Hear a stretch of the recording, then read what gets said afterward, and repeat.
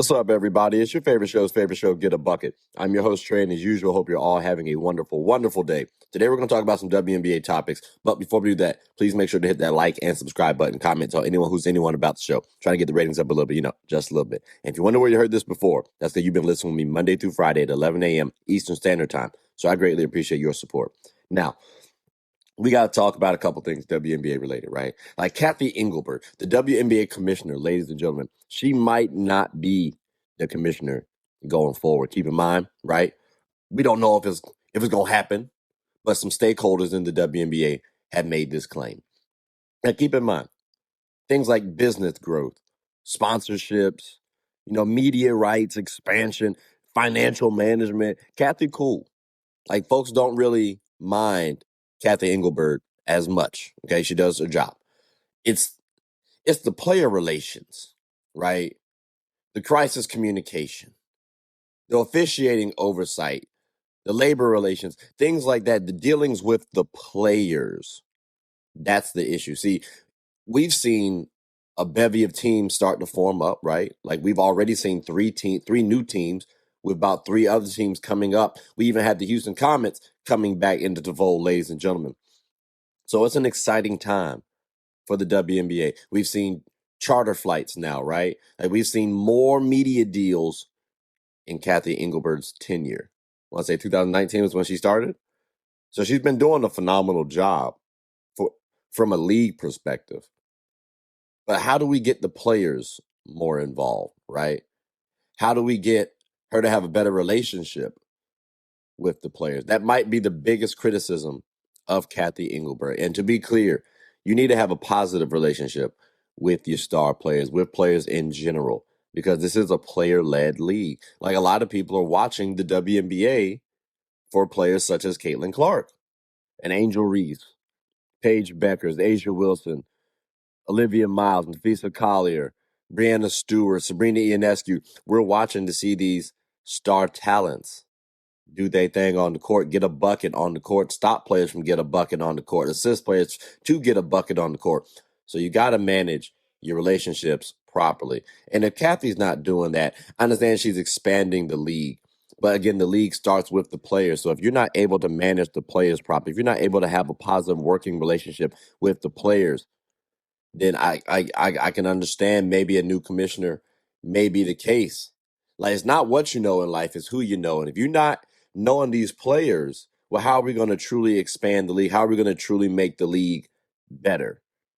That's a very valid question mark. So again, ladies and gentlemen, there may be a world where we don't see the WNBA commissioner in the near future.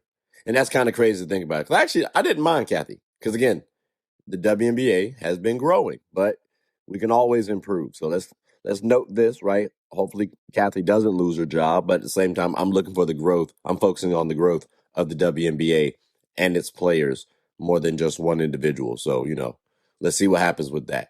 Now, again, I've stated that the WNBA is not in a bad position. Hell, even All-Star games, I genuinely do enjoy. But could we change the All-Star game a little bit? I think we can make some improvements around the WNBA across the board. I know people have talked about, let's move the rim to 9 feet, right? Well, I do think we could do that in the All-Star game. Not the All-Star game specifically. I'm talking about the weekend. What if we added a WNBA dunk contest, but just lowered the rim? Like, imagine if you got to see Dominique Malonga, Alwa Pham, Brittany Griner, and Brittany Sykes. I almost combined Griner and Sykes. That's crazy. But I think that would be an interesting WNBA contest. Because we already seen Malonga sit up there and drop step dunk. We've already seen Alwa Pham be able to dunk. We've already seen Brittany Griner dunk. Wasn't she like the 3rd player to dunk in the WNBA's history? And I'm pretty confident in Brittany Sykes' dunking ability, especially if we lower the rim, because she can get up there for sure. Like, she's an elite rebounder from a guard position. And I'm not going to say she can't win the dunk contest, ladies and gentlemen. So I think adding a dunk contest to the WNBA's All-Star Weekend could be entertaining. I know for a fact, at least the first one will be the most viewed WNBA All-Star event that weekend. I promise you, at least the first one, because of the hype, the anticipation. People want to see a dunk contest. So again, I think that's something we can add to the All-Star weekend. So, when we're talking about Kathy and maybe her not being here, maybe her adding something like a dunk contest could keep her could keep her job. Just saying, maybe that happens. Or I know Summer League for the NBA just ended, right? We just saw the Warriors win the championship versus the Memphis Grizzlies. Not going to happen in the NBA championship for a bevy of reasons. But what happens if the WNBA added their own summer league? Me and my boy Chris on the show on Get a Bucket said that there should be a winter league, right? I know there's a Project B league that some women are taking place, like Our Fam's already in there, Neko Gumke is already in there, right? So I know there's a Project B league, but what if there was a winter league like there is a summer league for the NBA, a WNBA winter league to showcase the young guns? And keep in mind, it wouldn't necessarily be the rookies, because the rookies of the WNBA are still going to be in college. They're going to be playing in college. Now, if there's a world where maybe they could play in some of these games, that could be one thing. That could be cool to see. But I think this is going to be more so for the sophomores, for the players who might not get that much PT on the court. Maybe this is your time to showcase. But it would be cool. It would be interesting. It'd be smooth to see a winter league take place for the WNBA. I think we're adding more eyes, more viewership now for the NBA, for the WNBA. I think that's more marketing ability for the WNBA. How much money they put into it is another discussion for another day. But again, I think a winter league would be something kind of smooth. And again, I've talked about that before. So, I mean, Kathy, again, if you're listening, maybe you may want to invest in this winter league, just like how the NBA has a summer league. It's pretty entertaining. Okay. You get to showcase off your young talent. I mean, why not do it? I think it would be kind of smooth. And you keep, again, the WNBA's name buzzing year round. So, but again, that's just another little idea that you can take or leave. You know what I'm saying? Now, post All-Star trends, ladies and gentlemen, because again, we got the All-Star break coming up. So here's what I'm looking forward to seeing after the All-Star break, right? Shorter rotations, okay? Because right now, the standings, those aren't going to change but so much. Unless you have like a major injury, knock on wood, I don't think we're going to see too many changes in terms of standings. Like, no teams are going to be replaced, I don't think. If so, again, it would be due to injuries occurring to a team, because we've already seen enough out of all the teams to know, okay, this is probably going to be the playoff standings.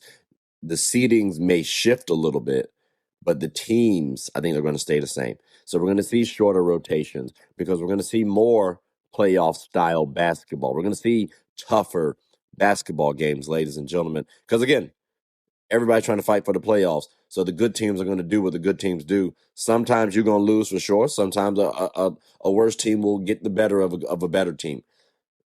We gonna see the good teams do what the good teams do. We gonna see the stars emerge because again, it's the second half of the season. They're now starting to really hit their stride physically. So I'm expecting to see like a Brianna Stewart continue to dominate the way she's been doing. Asia Wilson continue to dominate the way she's been doing. Nafisa Collier probably gonna take a little second, but she's gonna get back to her form because again, she already looked pretty good in her debut. Like the stars are going to emerge a little bit more during this time period. So that's why I'm looking forward to see which stars do actually emerge. And then also the judging can actually begin. Like actually judging teams now, like when the Atlanta Dream lost 5 in a row, I was disappointed. I wasn't judging them too much. I still viewed them as a contender, even though they lost 5 in a row. Because again, it was fairly early on in the season. So again, now is the time to judge them. If I see another 5-game losing streak, that's a cause for pause. I may not view them as a contender. Or if a team goes on a 5-6 game winning streak against tough quality opponents and then continues to win afterwards, hey, maybe we need to note that team as a team that's pretty good. So again, this is when the judging aspect of the WNBA commences, ladies and gentlemen. So for the post All-Star trends, these are things that I'm looking forward to watching. Who plays the best basketball? Who plays with the most cohesion?